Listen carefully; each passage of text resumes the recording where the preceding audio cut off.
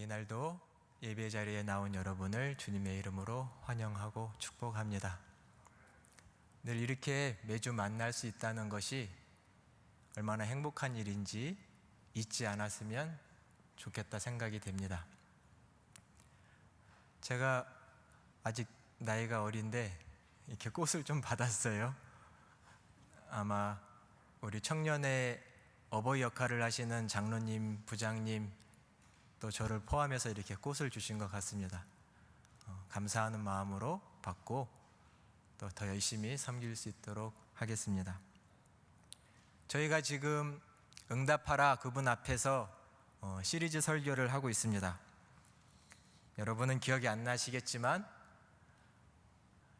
잠깐 뭘 했는지를 한번 말씀을 드려보면, 맨 처음에는 엘리야, 성경에 나온 엘리야 선지자, 엘리야 하나님의 일꾼, 내가 어찌하여 여기 있느냐, 하나님의 일을 열심히 하면서도 연약한 인간의 모습, 우울과 좌절에 빠질 수 있는 인간의 모습에 대해서 잠깐 말씀을 드렸습니다. 두 번째는 모세 이야기도 했었습니다. 하나님께서 자기를 가리켜서 내 손이 짧냐? 내가 능력이 없느냐? 하나님을 전심으로 신뢰하는 삶에 대해서, 그래 너는 어떻게 내 앞에 서 있어야 되는지에 대한 말씀을 드렸습니다. 그리고 지난 시간에 내 아우가 어디 있느냐? 가인의 얘기를 해드렸지요. 그래서 죄가 우리의 삶 가까이에 와 있을 때, 우리를 유혹할 때 어떻게 해야 되느냐, 우리의 선택, 우리의 가야 할 길을 어떻게 가야 할 것이냐를 말씀드렸습니다. 오늘은 내가 아느냐?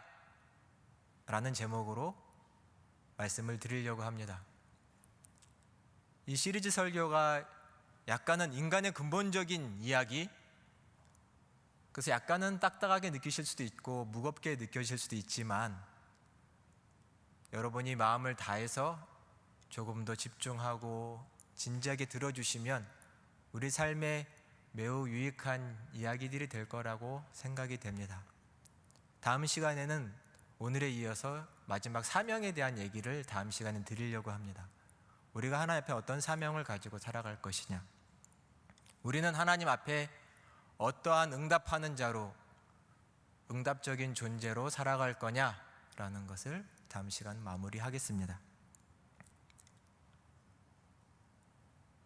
옛날 프랑스의 한 남자가 그런 말을 했죠. 내 사전에 불가능이란 없다. 내 사전에 불가능이란 없다. 얼마나 근사한 말인지 모르겠습니다.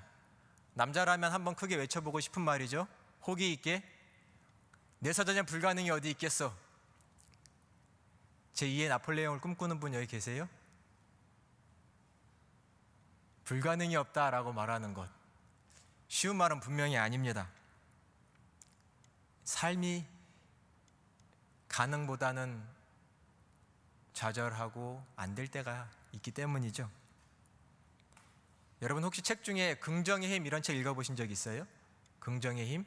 한 20년 정도는 된 책인 것 같아요. 제가 여러분 시절 만날 때 한참 교회에서 유행했던 책 중에 하나입니다.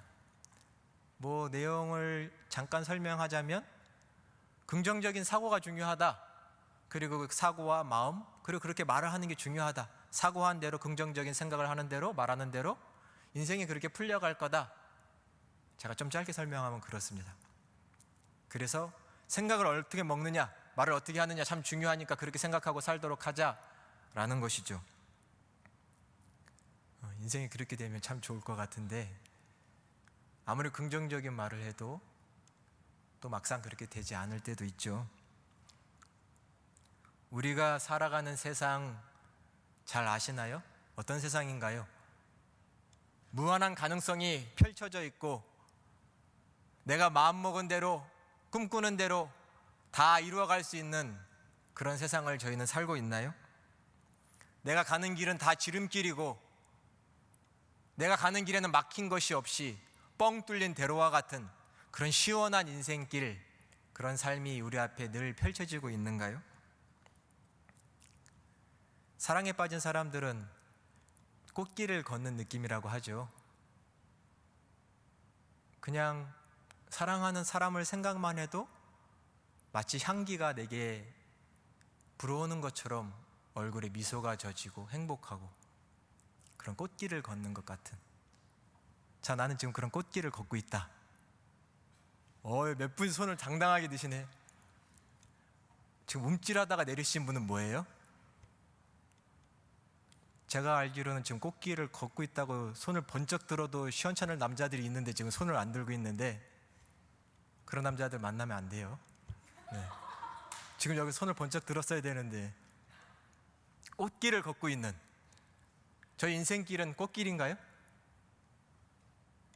향기가 가득하고 기쁘고 설레고 바라기는 하지만 막상 항상 꽃길이다 말하기 쉽지 않죠. 목사인 제 삶을 말해도 꽃길이라고, 항상 꽃길이라고 말하기 쉽지 않습니다. 여러분 다 여행을 좋아하시지요? 여행, 특히 요즘 같을 때 여행 더 가고 싶습니다. 답답하고 삶이 무료하고 늘 쳇바퀴 돌아가는 것처럼 느껴지고 스트레스가 가득하고 되는 일 하나도 없다고 생각할 때 그냥 다 툴툴 털어버리고 어디론가 떠나고 싶으시죠? 구름 한 점 없는 푸르고 에메랄드빛 같은 어떤 바다가 쫙 펼쳐져 있는 휴양지, 이런 데 가면 얼마나 좋을까요? 또 아니면 그냥 볼거리 많고 먹을거리 많은 그런 곳으로 떠나서 관광하는 것도 참 좋겠죠. 여행 참 좋습니다.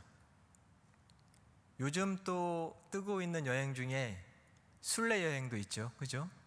우리 청년들 중에도 그런 순례 여행을 다녀오신 분이 있는지 모르겠습니다.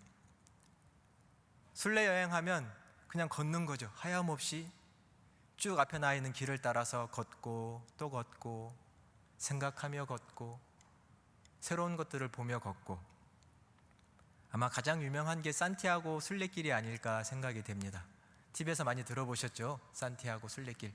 프랑스와 어떤 스페인을 넘는 그런 경계를 넘어서 거의 800km 정도 되는 그 넓은 길을 가는 거죠. 그 길은 거의 1000년이 넘을 정도로 역사가 있는, 그리고 자연과 함께하는 길이죠. 원래는 기독교의 신앙의 순례길입니다. 예수 그리스도의 십자가의 길, 또 한편으로는 하나님을 믿는 백성들의 신앙의 길을 마치 돌아보는 것처럼 가는 순례 여정의 길이 그 산티아고 순례길이죠. 요즘은 그냥 단순히 신앙만 있다고 해서 걷는 게 아니라 생각하고 싶을 때, 명상하고 싶을 때, 뭔가 삶에 답을 찾고 싶을 때, 캄캄하다고 느낄 때, 빛을 받고 싶을 때 걷는 그런 순례 여정이 돼버렸습니다. 그래서 요즘 사람들은 나를 찾는, 나를 찾아 떠나는 여행, 이렇게 말을 하기도 하더라고요. 이런 순례 여정을 가다 보면 가장 필요한 게 뭐냐면 계속 걸어야 하니까 짐을 최소화하는 거겠죠. 거추장스러운 거, 무거운 거 다 벗어버리는 겁니다. 내가 메고 많은 걸음을, 많은 길을 갈 수 있을 만큼 그 짐이 너무 무거워서 이 여정을, 이 길을 포기할 정도가 아니라 가벼운 짐이 돼서 꼭 필요한 것들만 챙겨서 가는 여행이죠. 가다 보면 많은 생각을 할 것이고 말은 점점 더 안 하게 되겠죠. 오히려 느끼는 여행이 될 겁니다. 그런 여행을 하다 보면 내 인생에 꼭 필요한 것이 무엇인지 발견하게 될 수 있을지도 모르겠습니다. 성경에서는 우리의 인생길을 가장 주된 이미지로 하는 것이 광야의 길입니다. 광야의 길. 구약에도 광야가 나오죠. 신약에서도 예수님이 사역을 하시기 전에 광야에 계셨습니다. 광야에는 분명히 샘도 있습니다. 샘이 있으니 나무도 있고 꽃도 피겠죠. 하지만 광야가 주는 주된 이미지는 뭘까요?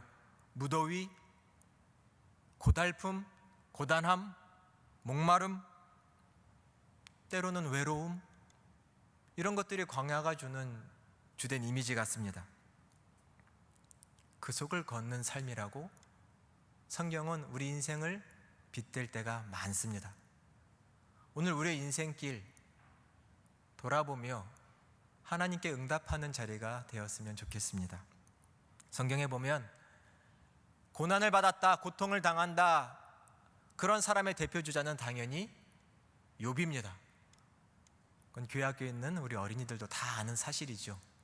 욥하면 고난받은 인물, 큰 시련을 당한 사람으로 다 알고 있지요. 욥기는 총 42장으로 되어 있습니다. 장수가 42장이죠. 성경 낫권으로 쳤을 때는 꽤 많은 분량입니다. 창세기도 몇 장이죠? 50장 정도 되죠. 재미난 건 욥기는 아주 단순한 구조로 되어 있습니다. 하나의 이야기로 되어 있어요. 창세기 같은 경우는 여러 이야기가 막 묶여 있죠. 섞여 있죠. 근데 욥은 단순한 하나의 이야기를 42장으로 풀어놨습니다. 말씀드리면 아주 간단합니다. 의로운 사람 욥이 있는데 그가 억울한 고난과 고초를 당합니다. 그를 위로하러 왔던 사람들, 친구들이 그의 모습을 보고 나서 오히려 그와 막 논쟁을 벌입니다. 그 논쟁은 끝이 나지 않습니다. 그리고 맨 마지막에 하나님이 그들에게 말씀하십니다. 인생이 뭔지. 아주 짧은 간단한 구조로 되어 있는데 이것을 42장이라는 큰 분량으로 써 있는 것이 욥기입니다. 그래서 욥은 항상 다 한 번에 읽으셔야 하는 조금 어려움이 있죠. 중간에 읽는 것은 욥기를 다 이해할 수가 없기 때문입니다. 욥은 하나님께 인정받는 사람이었습니다. 욥기 1장 9절에 보면 하나님께서 욥을 가리켜 이렇게 말씀하셨어요. 그와 같이 온전하며 정직하여 하나님을 경외하며 악에서 떠난 사람이 세상에 없다. 하나님께 이런 칭찬받은 분 계세요? 세상에 이런 사람이 없다.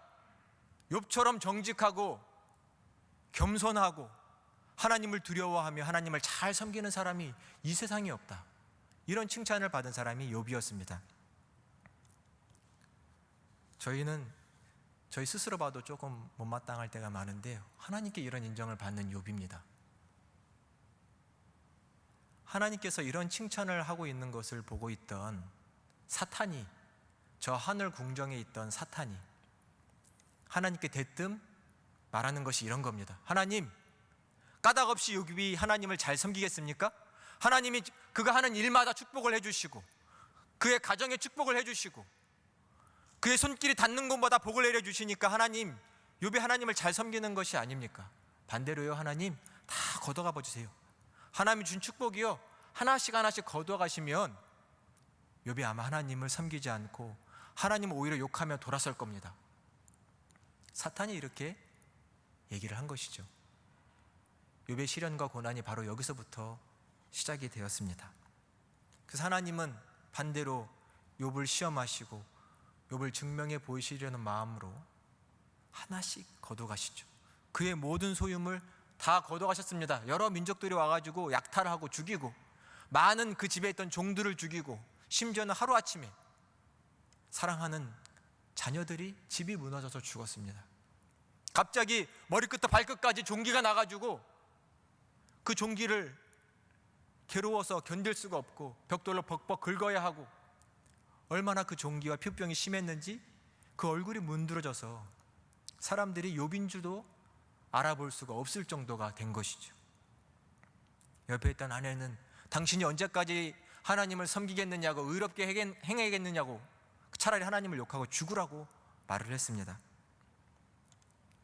이 아내가 나쁜 사람이 아니라 아내가 이렇게까지 말할 정도로 이 욥의 처지는 정말 바닥으로 내려간 거죠. 끔찍한 상황이 된 것입니다.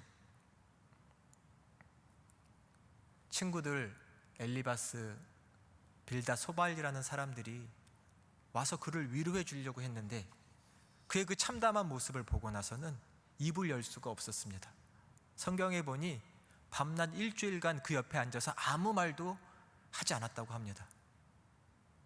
우리가 장례를 가도 잠깐 조문하고 서로 할 얘기 다 하고 사는데 얼마나 욥의 처지가 끔찍했으면, 처장했으면 그 친구들이 찾아가서 일주일간 옆에 앉아있으면서 말을 할 수가 없을 정도의 처지가 된 것이죠. 목숨만 붙어있는 처지인 거죠. 만약 우리가 욥의 처지라고 한번 생각을 해봅시다. 그러면 어떤 생각이 들까? 하나님, 도대체 왜 나한테 이런 시련이 왔습니까? 도대체 왜 나에게 이런 고통을 주십니까? 생각 안 할 수 없지요. 그 이유가 궁금합니다. 도대체 왜요? 내가 뭘 잘못했길래 하나님 이런 끔찍한 처지에 나를 두십니까? 옆에 있는 친구들도 처음에는 위로하러 왔다가 가만히 욥을 생각해 보니 이런 끔찍한 처지는 분명히 이유가 있을 거다라고 생각이 드는 겁니다. 분명 욥아, 너에게 숨은 죄가 있을 것 같아. 너가 하나님 앞에 큰 죄를 범한 것 같아. 그러지 않고서 어떻게 이런 일이 너에게 벌어지겠느냐? 잘 생각해 봐라. 너가 분명히 하나님 앞에 잘못한 게 있을 거다. 그러니 그 죄를 찾아내서 하나님 앞에 어서 회개하자. 그리고 어서 이 끔찍한 처지에서 벗어나자 라고 말을 합니다. 욥은 억울하다고 말합니다. 억울하다. 나는 그런 게 잘못한 게 없다. 늘 하나님을 한결같이 섬기려고 노력했다. 너에게 숨은 죄가 있어. 아니야, 난 억울해. 하나님이 내 억울함을 아실 거야. 이런 논박이, 이 논쟁이 욥기에서 3장부터 37장까지 이어집니다. 엄청난 양이죠. 그래서 그 부분을 읽다 보면 좀 재미가 없는 거예요. 이 이야기가 어떻게 되는 것인지. 37장까지 친구와 욥들의 이런 논박들, 논쟁들이 쭉 이어집니다.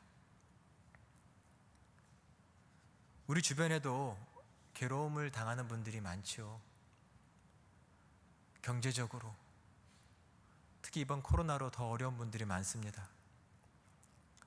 알바 자리 구해줘야 되는데 요즘 알바 자리 못 구한 분들도 계시고 잘린 분도 계시죠.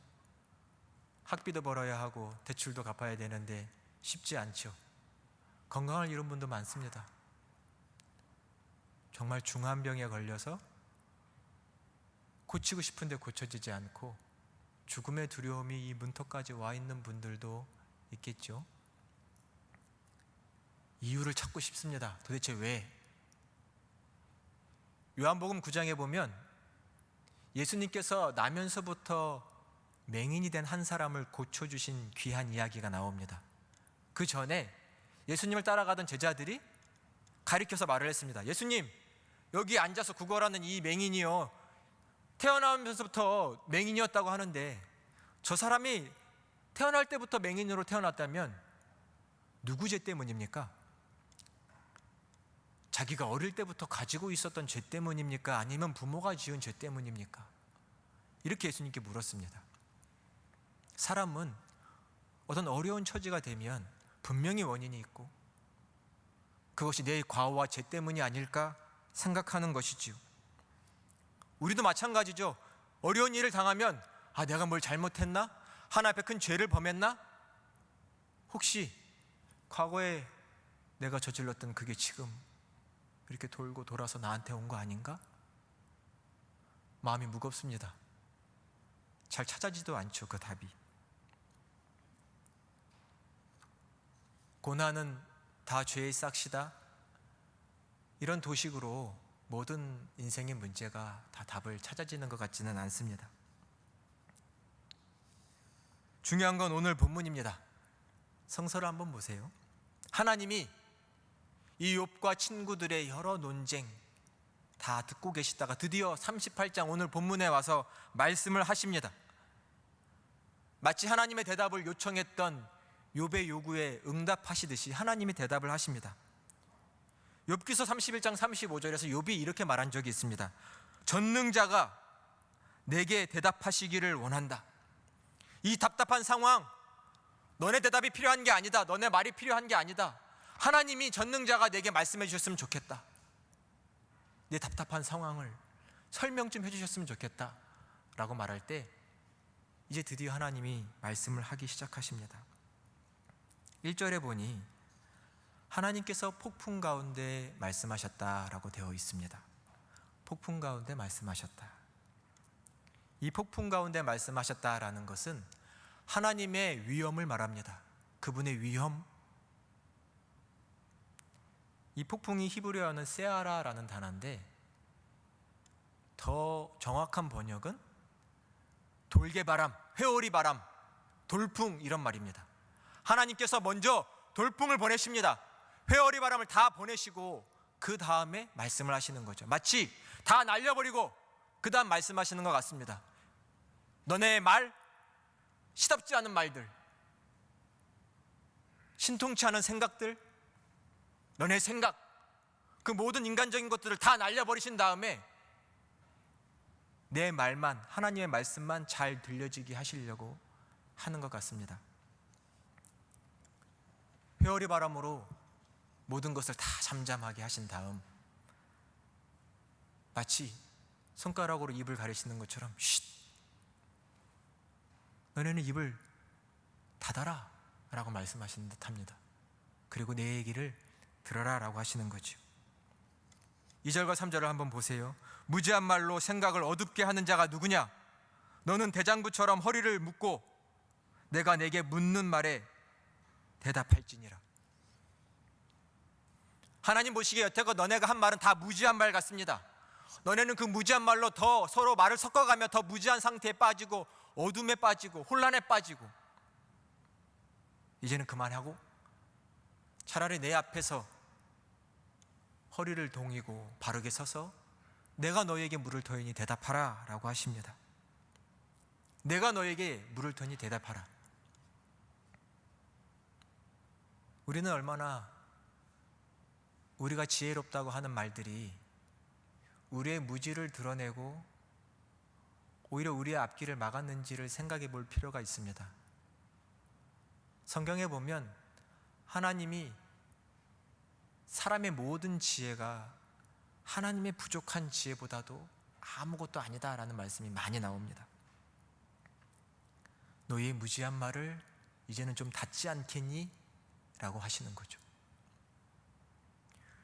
욥은 이 답답한 현실 앞에서 하나님 내게 말씀하라고, 말씀해달라고 하나님의 대답과 하나님의 응답을 요청했는데 오히려 반대로 하나님은 너가 내 말에 대답하라고 하십니다. 하나님이 욥을 무시하시는 것일까요? 그건 아니실 겁니다. 하지만 그것 또한 하나님의 선한 사랑 가운데 말씀하시는 겁니다. 4절부터 보면 하나님께서 욥에게 그리고 그의 친구들에게 막 질문을 쏟아내십니다. 마치 질문 세례를 하시는 것처럼 말씀하시죠. 우리에게 하시는 말씀으로 들었으면 좋겠습니다. 욥아, 땅의 기초가 놓여질 때 너 어디 있었냐? 그 기초가 놓여지는 거 너가 알고 있느냐?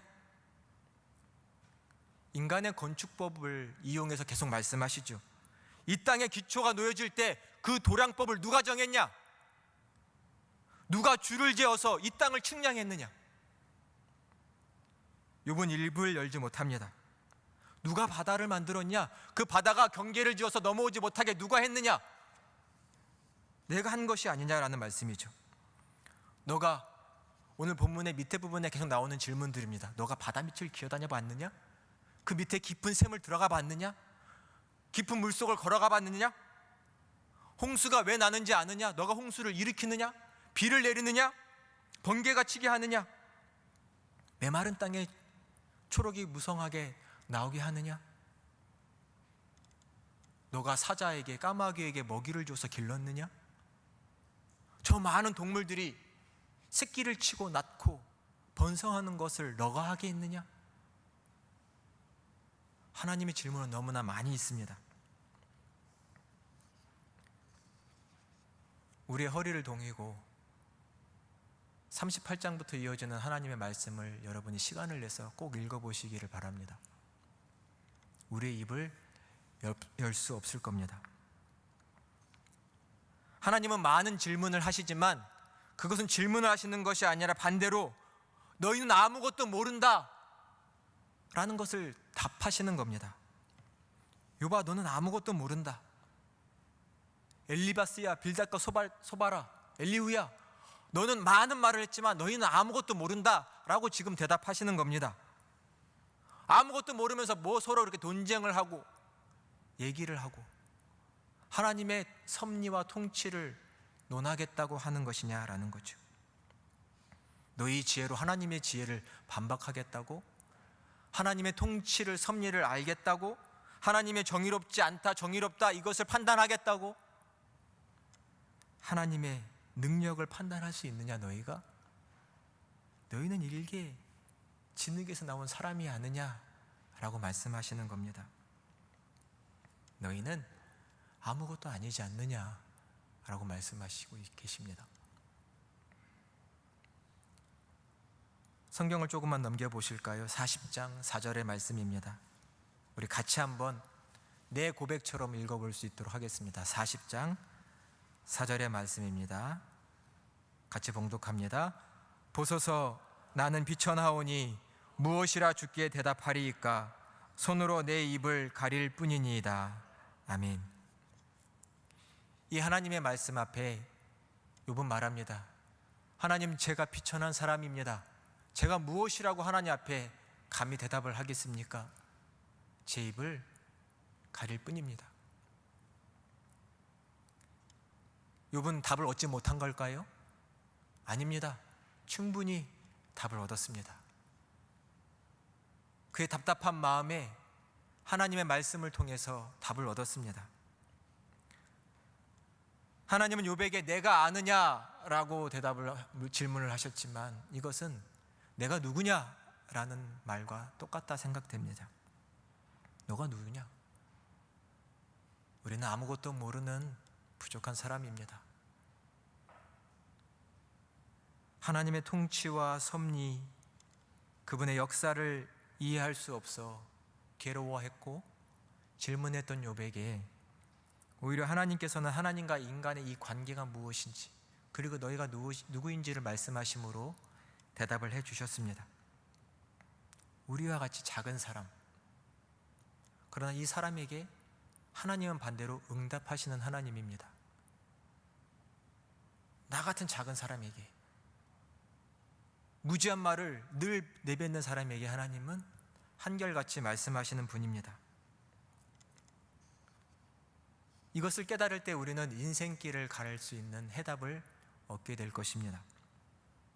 한 걸음 한 걸음 걸을 때마다 나의 존재됨, 나는 참 부족한 사람이지, 하나님의 은혜가 필요한 사람이지라는 것을 깨달을 때 우리는 인생길에 해답을 얻어가며 살아갈 수 있을 겁니다. 믿는 자에게도 고난이 오지요. 고난이 옵니다. 우리는 고난이 오면 기도하지요. 하나님을 의지하는 것 같습니다만 얼마 시간이 지나지 않아서 하나님의 음성도 듣기 전에, 하나님으로부터 오는 말씀도 듣기 전에 우리는 너무나 쉽게 아유 다시 해보자, 할 수 있어, 이런 말들로 다름질하려고 합니다. 긍정의 힘, 이런 것들로 애써 나를 일으켜 세워보려고 하지요. 순례 여정을 가는 사람처럼 무언가를 다 이루어보겠다, 성취하겠다, 힘내서 뛰어넘어 보겠다, 이런 마음도 잠시 내려보면 어떨까요? 지금 필요한 것은 내가 가야 하는 이 광야라는 곳이, 이 하나님 아들인 세상이라는 곳이 어떤 곳인가를 더 깊이 깨닫고, 내 삶을 이끄시는 그분은 어떤 분이신가, 나는 누구인가를 깊이 질문하며 하나님의 말씀을 들어야 할 때인 줄로 믿습니다. 광야를 지나는 법이라는 책에는 이런 문구가 있는데 참 좋은 말씀인 것 같습니다. 하나님께서는 어려움과 고통으로 우리의 주의를 환기시키신다. 그리고 우리를 잠잠하게 하신다. 그 다음에 우리를 고쳐주신다. 고난이, 고통이, 시련이 오는 이유, 안다고 말하지 않는 저희가 되기를 원합니다. 오히려 하나님 앞에 겸손한 마음으로 내 입을 닫고 그분만이 아십니다, 그러나 당신만이 선하십니다 고백할 수 있는 저희가 되기를 소망합니다. 그럴 때 하나님은 우리의 그 마음에 새 힘을, 새로운 지혜를, 세상이 알지 못하는 능력을 주셔서 우리의 이 광야길을 온전히 걸어가게 해주실 겁니다. 광야의 삶 걸어가는 거 쉽지 않습니다. 하지만 우리가 신중하게 또 정직하게 한 걸음 한 걸음 내디딜 때 찬란한 하나님의 은혜가 우리의 그 인생길 한 걸음 한 걸음에 비춰줄 것입니다. 그리고 우리가 깨달음은 오직 하나님만이 나의 상급이시다, 내 전부이시다 라는 것을 깨닫고 고백하게 될 것입니다. 이것이 바로 우리가 누려야 할 참된 축복이라고 생각됩니다. 내가 아느냐? 하나님이 여러분에게 물으실 때 어떻게 대답하시겠습니까? 참으로 바른 응답으로 귀한 삶을 이루어가시는 여러분 되시기를 주님의 이름으로 축원합니다. 기도하겠습니다. 하나님 감사합니다. 복된 주일 하나님의 말씀을 들을 수 있도록 우리를 이 자리로 인도하신 하나님, 주신 말씀이 우리의 마음에 심령에 새겨져 하나님께 진실되게 응답하는 저희가 되게 하여 주시옵소서. 하나님 앞에 겸손히 모른다 고백할 때 참된 지혜자가 될 줄로 믿습니다. 하나님이 세상을 하나님의 질서와 능력과 지혜대로 통치하시고 이끄시오니 하나님의 선하심을 온전히 믿는 저희가 되게 하여 주시고 내 삶도 하나님께 맡기고 한 걸음 한 걸음 믿음과 소망 가운데 걸어가는 저희가 되게 하여 주옵소서. 믿음의 순례자들이 되게 하시니 감사합니다. 서로를 위해 기도하는 자들이 되게 하시고 믿음의 여정 격려하는 우리 허구 공동체가 되도록 축복하여 주시옵소서. 하나님께 진실되게 응답하고자 하는 저희에게 하늘의 문을 여시고 축복하사 생명의 열매를 맺어가는 귀한 인생 되도록 인도하여 주옵소서. 우리 주님 예수님의 이름으로 간절히 기도드립니다. 아멘. 우리 광야를 지나며 찬양하도록 하겠습니다.